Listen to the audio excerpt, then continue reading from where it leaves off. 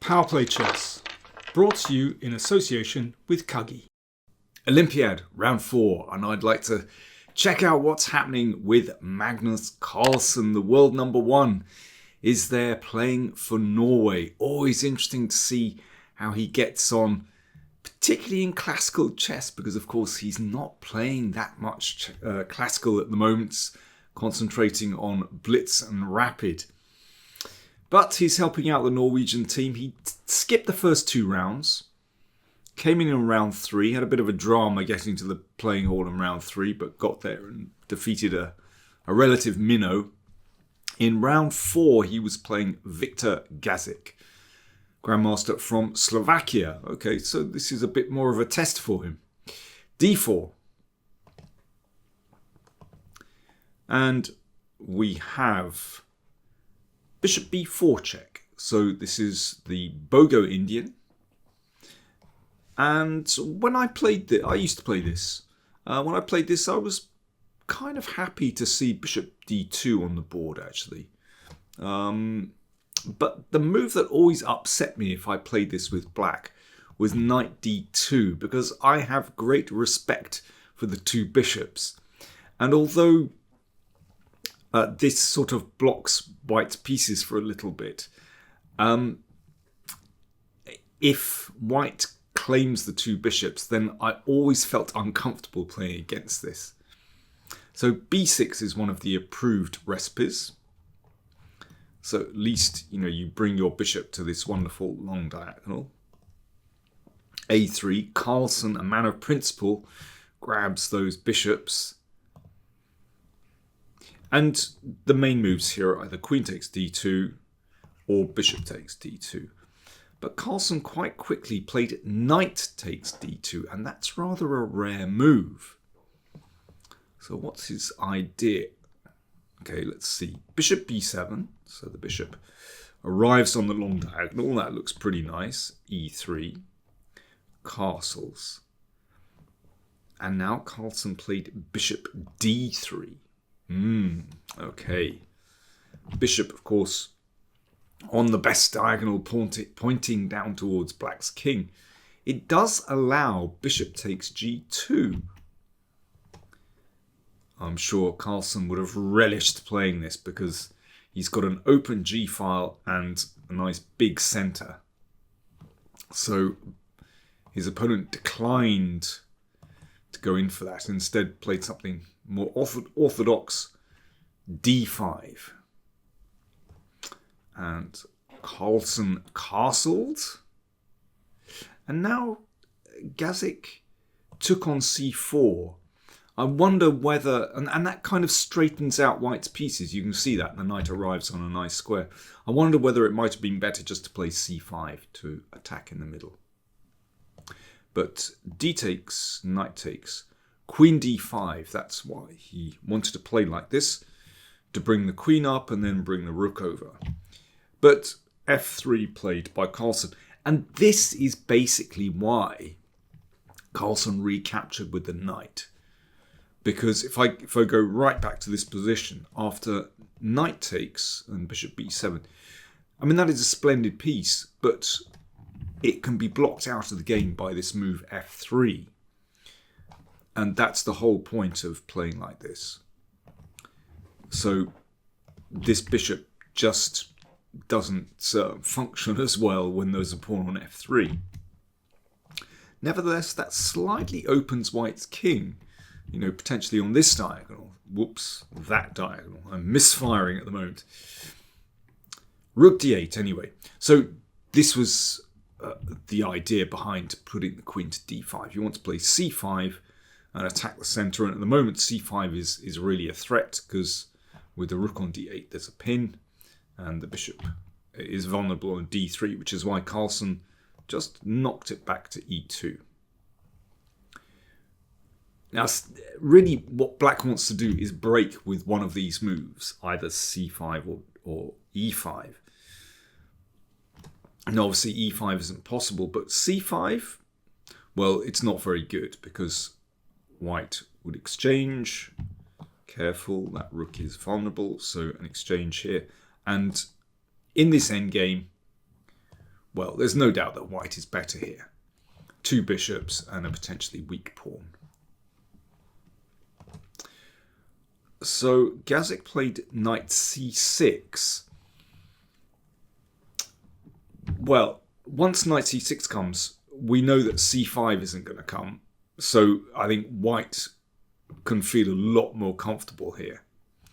e5 is potentially a problem, but okay, we can deal with that. So Carlsen played queen c2. So gets off the d file. That's obviously a good idea. Rook c8. Now it's not exactly clear how white should play. I mean, this bishop needs to come into the game. Do you play bishop d2? But then again, it might be vulnerable on the d file.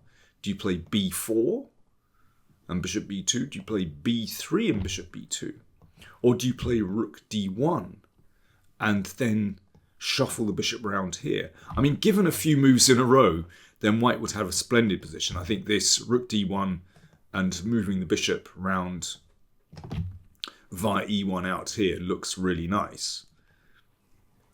But, you know, we have to think what's going on in the meantime, and e5 is potentially an annoying break. Carlsen goes for b3. He thought about 15 minutes over that one. And if white gets in bishop b2 and clamps down on e5, then there's no doubt that white just has a clear advantage in that position.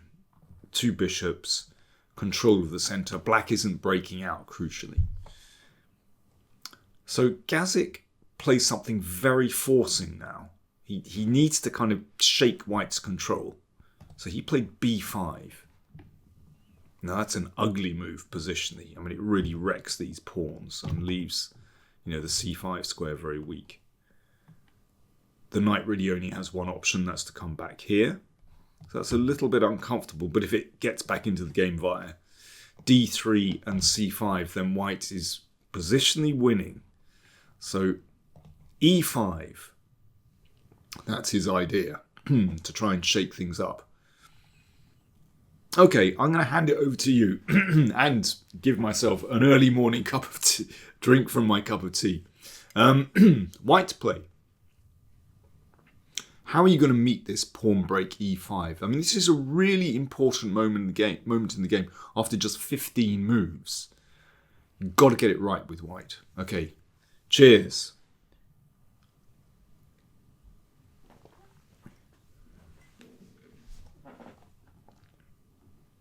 Carlsen played knight d3.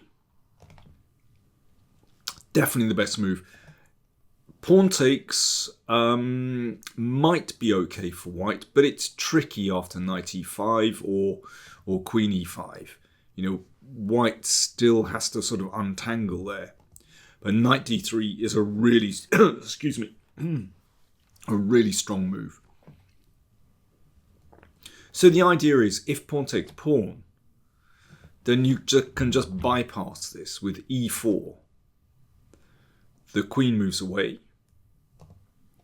And, well, let's say queen c5, so occupying this square.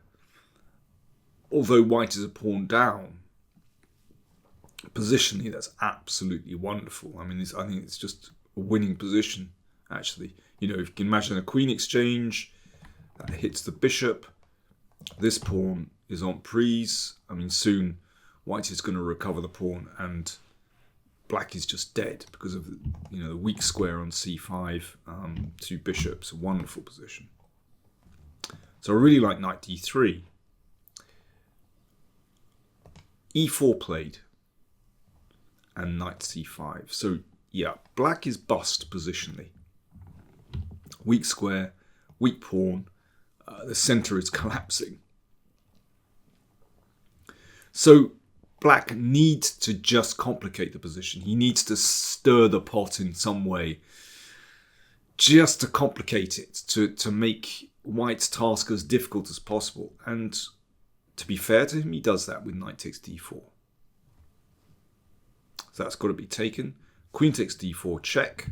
Okay, watch out, double attack. King h1, but Carlsen had calculated this. He was playing fairly quickly. So black is a piece down. If that's taken in the corner, then bishop b2, and that's winning. Rook a1, trapping the queen threatened, and the rook is threatened as well. Pawn takes pawn. Oops, I'm sorry. Pawn takes pawn. Pawn takes pawn. This bishop has actually managed to get into the game. And Gazik just put the bishop in the corner. So there is a bit of menace there now, actually. He's managed to engineer a position where, although he's a piece down, it is complicated. Bishop g5, but that knight is still fantastic. And, yeah, Carlsen is a piece up. Bishop g5, yep, bishop develops. Rook d5. An exchange on f6. And knight e4, so the knight hops back and does block out the bishop. Queen f4, okay. Queen c1, of course, Carlsen will be very happy to exchange queens. And rook g1. So that looks at g7, but also it means that it's possible just to defend that pawn on h2 with rook g2 in case, for example, a rook swings across. Rook e5. That's actually a mistake because queen c3.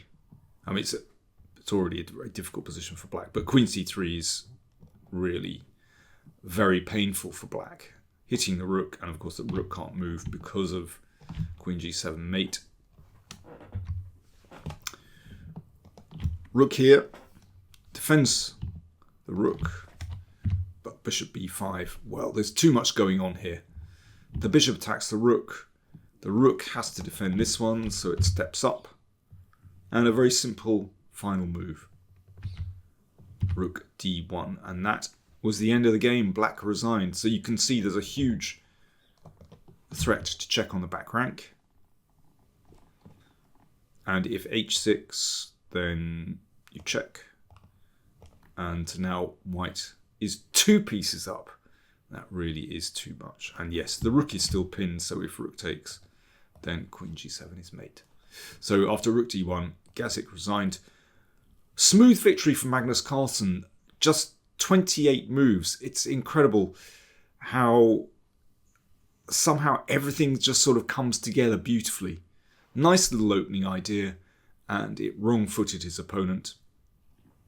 Still wasn't that clear, actually, but Carlsen dealt with the complications very well.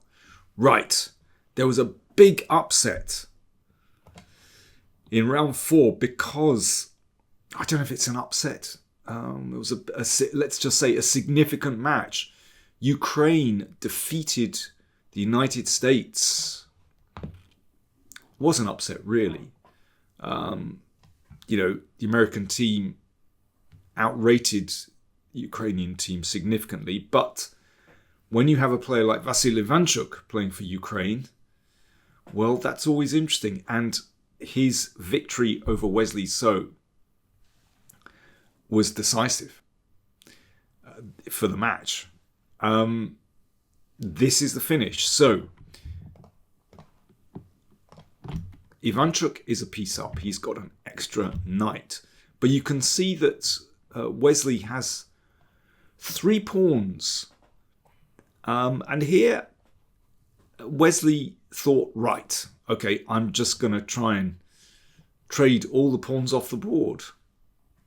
He rushed it with rook e5 because after rook takes, he thought g5, the big swap off takes place because pawn takes pawn, rook takes check, and, well, chances to draw that one. But Wesley had obviously overlooked Ivanchuk's next move, which was h5. And that is a killer. After king takes pawn, because remember that's mate is threatened. King takes pawn. You don't check because the king comes back, but instead Ivanchuk played rook f6. That's the move that Wesley had obviously overlooked. And there's no decent defense to rook h8. Now that is a really sweet finish actually. There's just quick action replay. h5, king takes, and rook f6. And rook h8. So Ivanchuk absolutely showing what a classy player he is, defeating Wesley So, one of the top players in the world. Brilliant stuff. So yeah, Ukraine are still on 100%.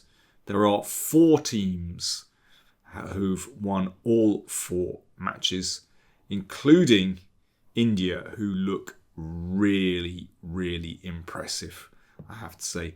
And in the women's event, India are also one of the teams with 4 out of 4 as well, and also looking very good. Along with China as well. So it's going to be really interesting to see how things develop. It's an 11-round tournament, so a long way to go.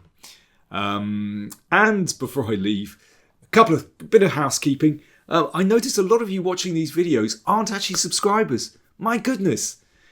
Do subscribe to the channel.